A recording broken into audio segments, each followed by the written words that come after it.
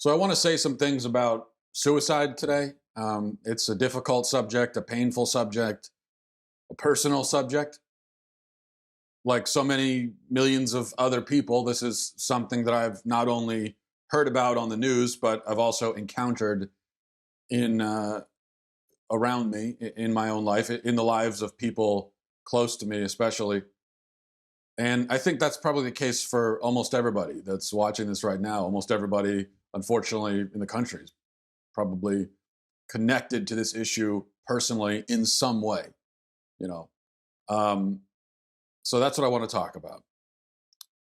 And the reason I want to tell you ahead of time that this is something that I've encountered is so that you understand that I'm not just approaching this from a purely analytical kind of detached perspective, but from I hope a rational and grounded perspective, but also a human one, a personal one. Now, obviously, the reason that we're discussing this now is that two prominent people killed themselves last week: Anthony Bourdain and Kate Spade. And in the meantime, there have been news reports about the rapidly rising suicide rate across the country, and it's rising nearly everywhere in every state. So something is clearly happening in this country. Something is going wrong. I think that's obvious.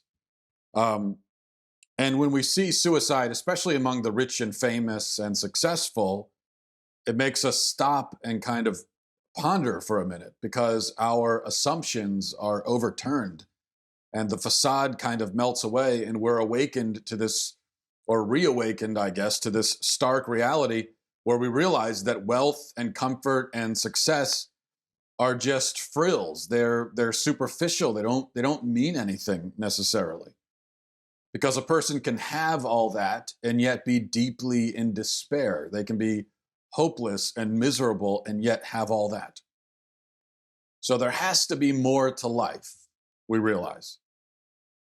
We often will look at rich and famous people and we'll say, man, they must really love their lives, right? We'll look at somebody who's like that and we'll say, man, he must really love his life. But what do we mean when we say that? What we really mean is that they must love the comforts and luxuries in their lives. But to love comfort and luxury is not to love life. To love life is to love life, regardless of the circumstances. So if we can't love life in poverty, if we can't love it in suffering, if we can't love it while deprived and wanting and hungry and all of that, then we don't love it. And so for those of us who can't even imagine loving life under those circumstances, and our affection for life is tied completely to either the material goods that we have or the material goods that we dream of one day accumulating, for those of us in that category, we don't love life, and we are either in despair or we're on the edge of despair. And so I think that there are a great many people in this country who are either in despair or are on the edge of it. And our reaction to the suicides of famous, successful people just kind of speaks to this. Yeah, of course we should be sad. Of course it's of course we're going to be surprised. But the fact that we're shocked at the very idea that someone who is rich and famous might kill themselves, I think that reveals something within ourselves. We have a misunderstanding about life and about what's supposed to make people happy.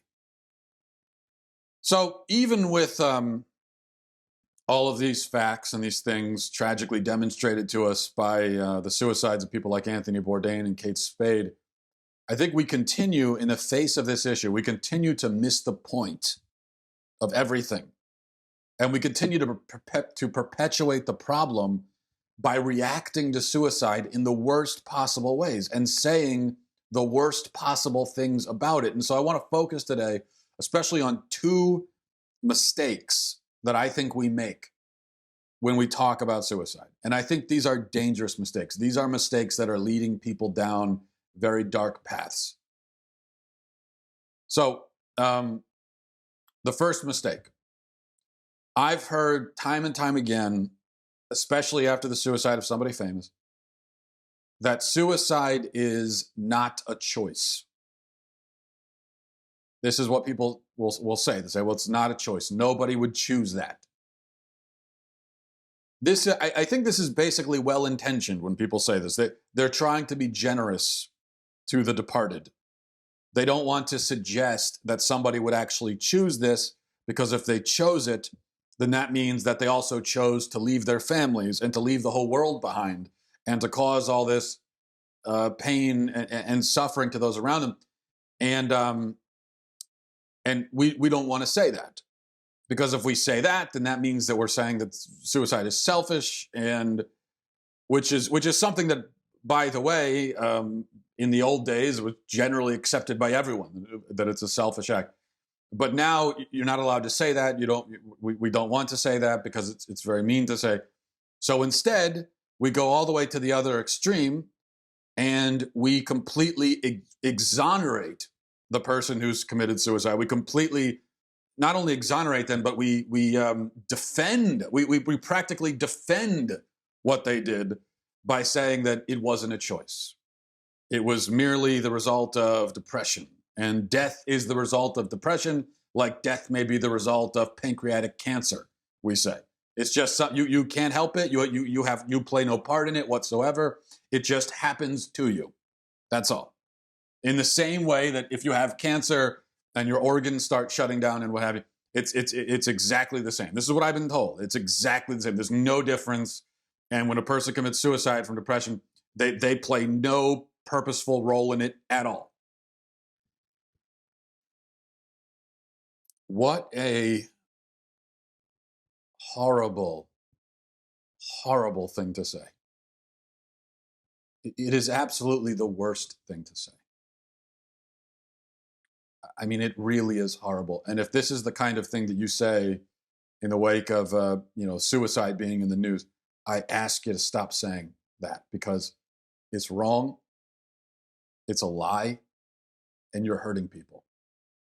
It is a horrible, terrible, awful thing to say. To say that it's not a choice at all is a horrible thing.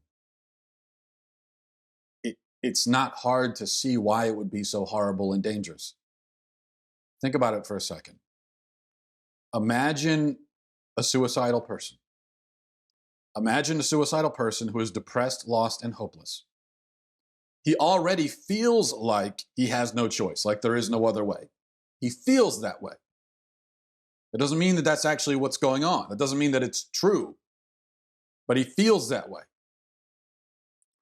And then you come along and confirm this notion. You come along and say, you're right, you have no choice. Depression just may up and kill you one day against your will. You have no choice in the matter. There's nothing you can do of your own volition. You have no choice. What have you done? In the interest of being fair and generous to the dead, what have you done to the living? Maybe we should focus more, when we talk about suicide, we should focus more on helping the living rather than the dead. Tragically, terribly, the people who are dead are now, they're gone now. But there's a lot of people that are still alive who are struggling with this.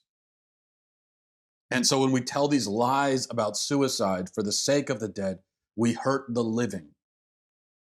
And so what have you done to this depressed person who's on the edge of being suicidal or is suicidal, yet is still alive? By telling him he has no choice, what have you done? You've done the opposite of empower him. You've done the opposite of encourage him. You've just told him he has no power. He has no free will. You've just told him depression is a disease like cancer. It's a cancer inside him. There's nothing he can do about it at all. It may kill him against his will. Do you really not see the problem with saying that to somebody? Do you think when somebody is suicidal, what they need to be told is they have no choice? Now, let's imagine this a little bit more directly and explicitly. Imagine that a man is standing at the top of a building on the ledge, okay? And you're standing there 30 feet away on the top of the building. And he shouts to you and he says, I have no choice. I have to do it. There's no other way. What do you say in response? Do you say, you're right, you have no choice? You're not guilty. This is not, you should have no guilt. This is not a choice. You have no choice. This is a disease doing this to you. Nobody will judge you if you go ahead with it. You have no choice. Is that what you say? Or do you say, you do have a choice? Yes, you do have a choice. You have the power. You are in control. This is all you right now. And you will decide what the next step is. And there is a right and wrong choice here. You have the power to make the right choice. You do. Now, I would suggest that if you said the first thing, you have no choice, to somebody on the edge of a building, you are a monster. You're just a monster. You're like that. What was that case of that girl who basically encouraged her boyfriend to commit suicide? And while he was in the car about to go through with the act, she was text messaging him, basically saying, like, yeah, this is the only way. Just go ahead and do it. That's what it reminds me of. If you would actually say that to somebody on the ledge of a building. But you would never say that.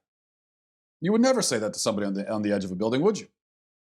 You would never say it in that situation to somebody on the physical ledge. So why do so many people say it to those who are almost on the ledge? If you wouldn't say it to the person while they're on the ledge about to jump, why would you say it to all the people in our society who are metaphorically right now walking towards that ledge? Why would you take power and choice away from them at the moment when they most need it and most need to realize that they have it? Now, of course, it's true that a suicidal person is compromised intellectually, emotionally. He's burdened. He's in pain. All of these things, the emotional turmoil, the despair, the storm that's raging inside him, these are all mitigating factors when assessing the personal guilt of the person after the act. But here's the thing. We are not the ones who assess the personal guilt after the fact. That's God. That's not our job. He's going to sort that out. We can't. We can't go anywhere near that subject. So it's true that all these things, what's going on inside somebody's head and heart when they make this decision, or when they make any decision, that speaks to their personal moral guilt, and it can seriously, it would seem, mitigate that guilt. But again, that's not what we're talking about. We're not assessing guilt. We can know more. We can't assign guilt. Neither can we take guilt away. We can't just sit back and announce that, oh, this person is entirely guilty for this act. And we also can't sit back and say they're not guilty at all. We can't say either one of those things. And to say either one of those things would be a terrible lie. It would also be to put ourselves in the place of God, which we can't do. All we can do is determine what is literally, physically true. Does a person choose to act a certain way or not? How much guilt they personally carry with them for choosing it, we can't do that. But did they choose it? I mean, I pick up this cup. Am I choosing to do this? You can't get inside my mind and tell me anything about what's going on inside my heart or my mind. But I certainly am obviously choosing to do this because nobody else is doing it. I am physically doing it. I am choosing to do it. We have free will. And a choice that is made under great duress is still a choice. A decision made in despair, in pain, is still a decision. If somebody came into the room right now and put a gun to my head and said, Matt, pick up that cup. You know something? I still have a choice. I could refuse to pick it up. Now, the consequences would be very severe. I'd probably be killed, but I could choose not to do it. So even with a literal gun to my head, my free will and my capacity to choose are still intact. Nobody can take that away. I still have it. To say that suicide is not a choice is either to say that every person who commits suicide is clinically insane, or, which would be a ridiculous claim, obviously, or it's to kind of compartmentalize a person's mind and to say, okay, well, here is you on one hand inside your mind, and then over here, this is the part of your brain that commits suicide, and that part is not you. That's not you. This is you, that's not. Well, what does that mean? If that's not you, who is it? Of course it's you. They're both you. You are a complete whole person. You can't be divided up. You are a complete whole, immutable human being. And you can't be divided into sections. It's only you. You are the only one who is you. The fact that you're under duress when you make a wrong choice does not mean that it wasn't a choice.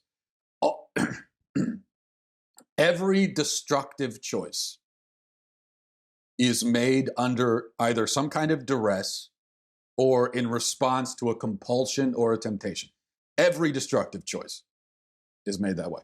And the really destructive choices, the really bad choices, are always made under severe duress or in response to severe compulsion.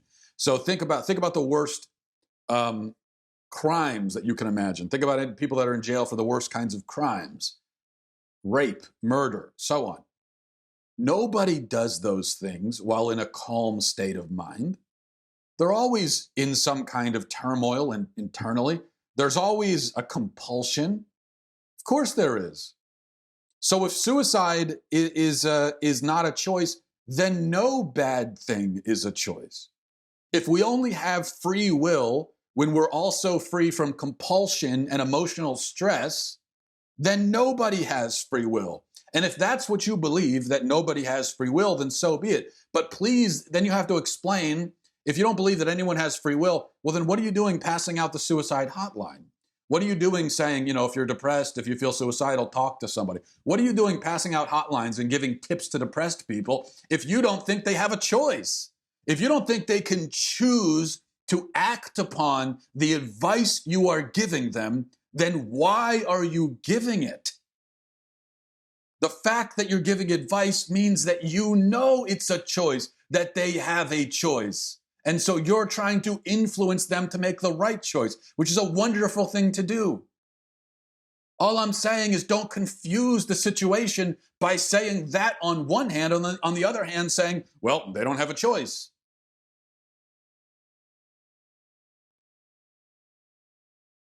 It is a choice. In a literal sense, it is a choice.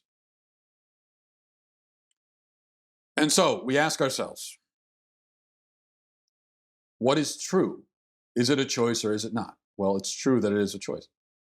We could also ask ourselves, what is the most helpful thing to say to someone who's contemplating suicide? Is it helpful to tell them that they have no choice? Or is it helpful to tell them that they do? I think clearly it's most helpful to tell them that they do. This is not about heaping guilt. It's not about telling, it's not about anything like that. It's about empowering.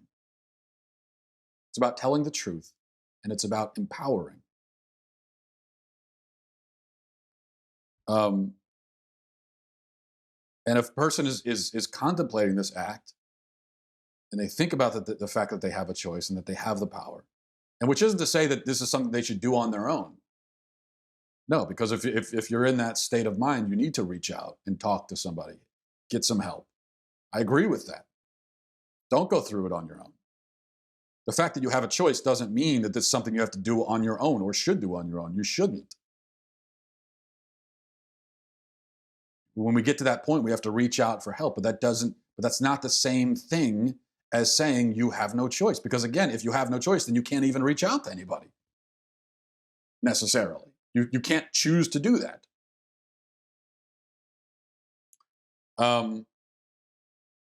Okay, so the second mistake people make. I have seen many people say, again, this is basically well-intentioned, but harmful and foolish. Many people have said that that Anthony Bourdain and Kate Spade are finally at peace. This is what I've seen online. They're finally at peace. And this brings to mind that tweet that the Academy sent after Robin Williams committed suicide. Maybe you remember. The tweet was a picture of Aladdin hugging the genie, which of course was voiced by Robin Williams. And the caption said, "Genie, you're free." Now, these are nice sentiments. They are pleasant sentiments. They're also horrible. Now, again, we're not God. We cannot know what happens to any individual person after death. We can't know. It would certainly be wrong to declare that every suicide is now in hell.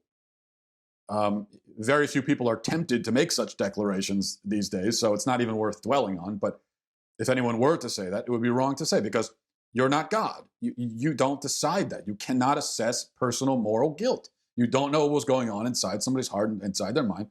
So that's why, whether it's a suicide or no matter how somebody dies, and no matter under what circumstances they die, you cannot say where they are and what they're doing right now.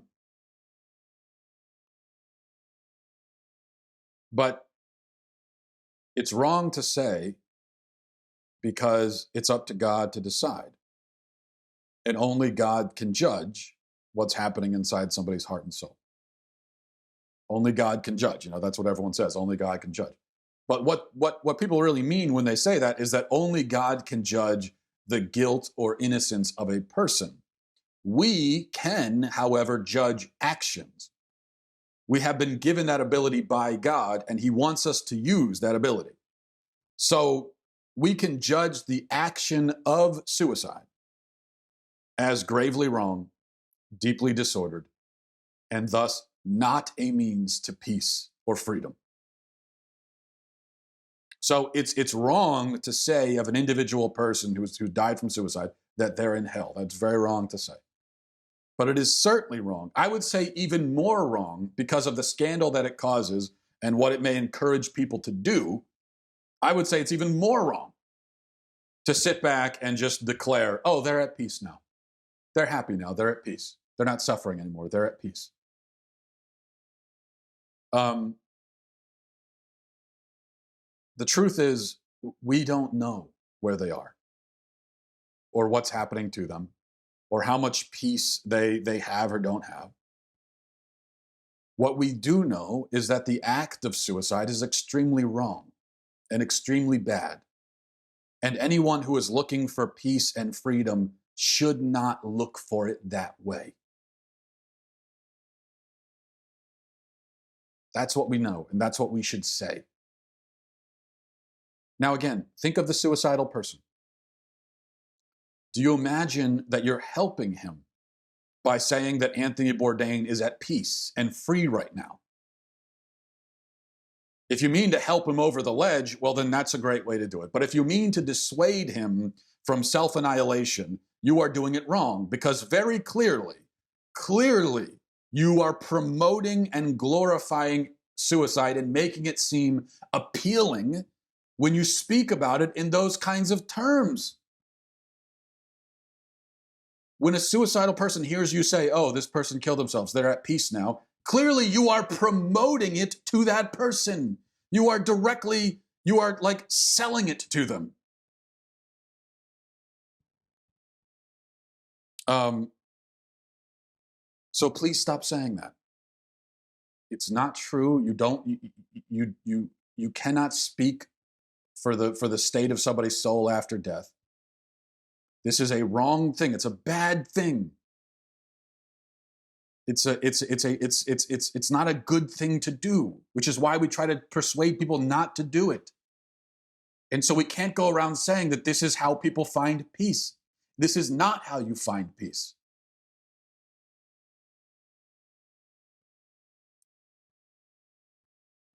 One more point about this. We seem so concerned with protecting the honor and the good name of those who have already died this way. But what about the families that are left behind? How would you like it if somebody close to you killed themselves, say your spouse or something, and you are left justifiably angry, justifiably feeling abandoned, but then everyone comes up to you and says of that person who just left you, "Oh, he's at peace now. He's free. He had no choice, you know. He had no choice at all."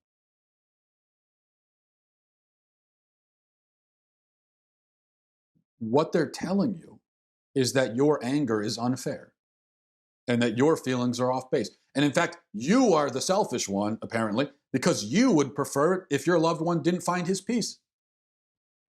You're feeling angry and abandoned, and what you're being told by all these people is you have no right to feel that way. That's wrong. That's what, you didn't want this person to find their peace? Again, I think this is just wrong. I think it's so wrong. I think that our rhetoric around suicide needs to be focused on the living more than it's focused on, more than being focused on trying to justify and so on after the fact. It needs to be focused on promoting life and on taking into consideration those who are alive. Our job after a suicide is not to protect the honor and good name of a person who's already committed suicide. It's to say the truth for the sake of those who are contemplating it and for the sake of those who've been left behind because of it. That's what we need to do. Obviously, I don't think we should insult or demean a person who kills themselves. Far from it. But neither should we say untruths and lies for their sake. It's not right. It's dangerous. It's hurting people. We need to step back and look at the situation and see that, yes, our rhetoric around suicide, our discussion around suicide now is just so, it's to call it non-judgmental is underselling it completely. Our discussion of suicide has gotten to the point where it basically promotes it and outright justifies it. And what have we seen happen at the same time? The suicide rate just climbs and climbs and climbs. I don't think that's a coincidence.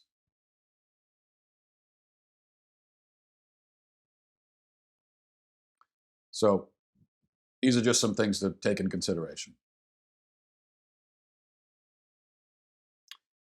And again, I will say just in closing that if you're struggling with feelings like this and thoughts like this, make the choice to talk to somebody and to reach out for help.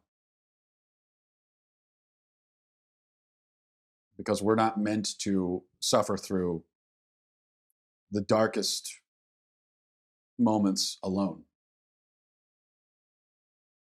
It's a very hard thing to be alone and to think you're alone, and we don't need to be. You're not. All right. Thanks for watching, everybody. Thank you for listening.